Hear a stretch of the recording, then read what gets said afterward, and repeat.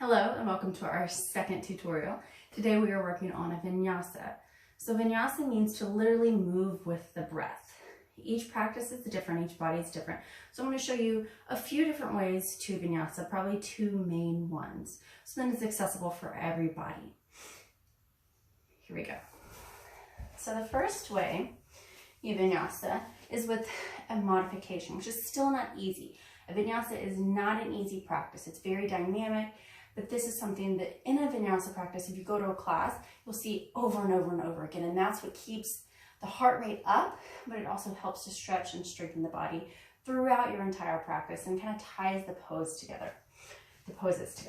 So to begin, you'll start in your downward facing dog. Just like we did in the last video, you want to have a really strong downward facing dog, an engaged spine, pull belly in. Make sure that your feet are spread apart, hip bone distance, and so are the fingers. Everything is engaged in your hands. Fingers are spread really far apart. You're pressing into your palms. Strong shoulders. Ribs are pulling in. Tailbone is up and away. And then you'll rock forward. So exhale, drop the knees. Lower chin and chest. Shoulders back. Inhale, rise up for a cobra. So a cobra, the shoulders stay back, elbows squeeze in, press your thighs down, pull the belly in. So you don't want any compression in the spine, no pain in the lower back. So the lower that you come, the less pain you'll have. If you come up too high, you might feel pinching. Come a little lower. So an inhale is a cobra. And then you can roll through your knees and exhale back to downward facing dog. So again, you'll inhale forward. Exhale, lower knees, chin and chest. Inhale, rise up, cobra. And then exhale, back downward facing dog. And again, inhale, come forward, plank.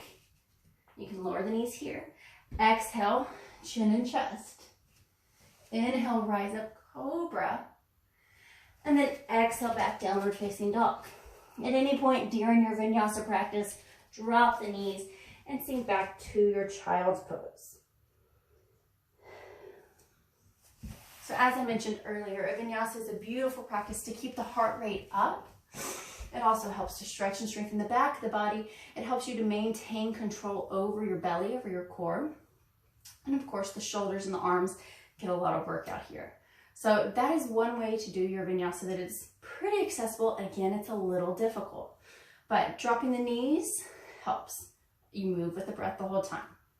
So another vinyasa would be here in plank. So if you were in downward facing dog, you would come forward, inhale plank, exhale chaturanga. So the shoulders stay parallel with the elbows. Then you would inhale, come up, upward facing dog, and then back to downward facing dog. So what helps when you come forward in your chaturanga is to look forward or look down. Instead of looking down towards your belly or looking back, that will make your chest fall a little bit. You want to keep your chest lifted, the elbows in, shoulders back, and then again, upward facing dog. Same thing here with the compression. Pull the belly in, engage your legs, and then exhale back, downward facing dog. Drop the knees. Sink back to your child pose.